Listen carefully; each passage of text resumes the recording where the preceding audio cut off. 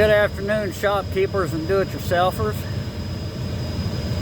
We're working on a 2016 Ford Explorer. The right side temperature control was blowing cold air up here on the dash vents. Didn't matter where you had your temperature set at.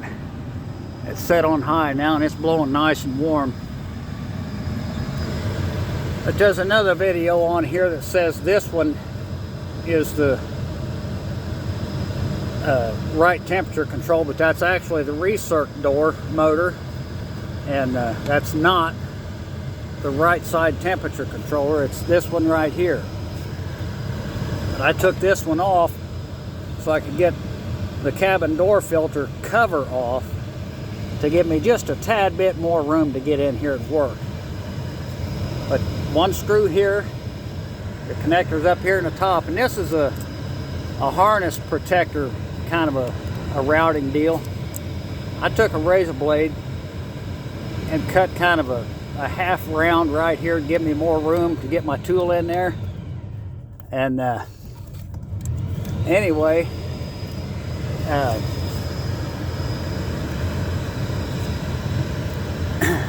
let me get this other screw back in there, and then I'll show you what we had to do to get this apart.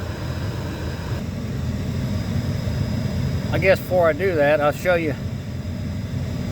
I took a piece of black tape and taped a screw to my swivel socket. Those are 5/16 or 8mm socket hex on them screws. But because I can't get my old fingers back in there to hold that screw in place, so I taped it to my socket.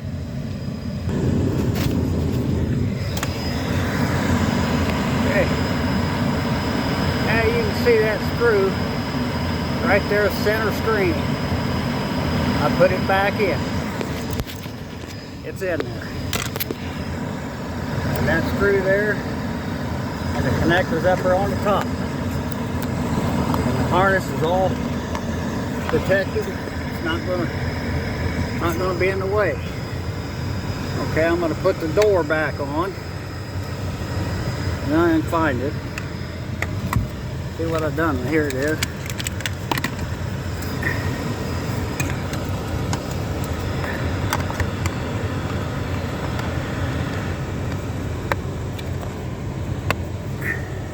That's snapped into place. Now let's see where. I'm gonna have to align that.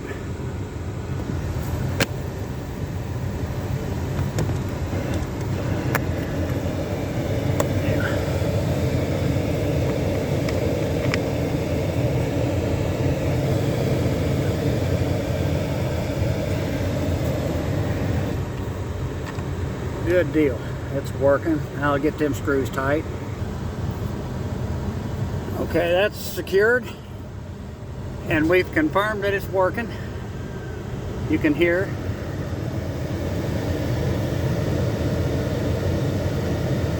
it moving. Or well, you can't hear it moving, but you can hear the change in the airflow. And anyway, we'll start getting this put back together. And when you go to take your glove box out, underneath you got these two plastic pins you got to pull out. There's one, and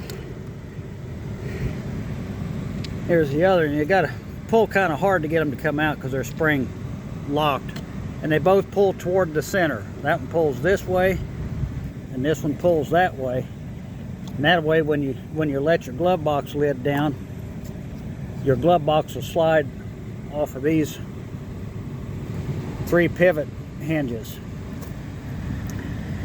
Anyway, we'll put this back in. And this, you gotta, I don't know if it is on all models, but you got a harness wire you gotta disconnect for your glove box light. Let's see if I can get in there.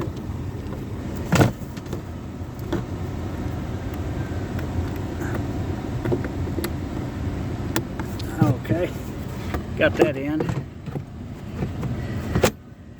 And it just snaps into place. And then there's 4 screws across the top and 4 across the bottom. One there, one there, one there. There's not one there.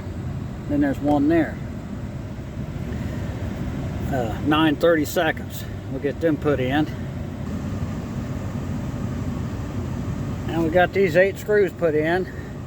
They're 9/32 or 7mm, whichever one you want to use. I guess you can use a big adjustable wrench or pipe wrench if you want to.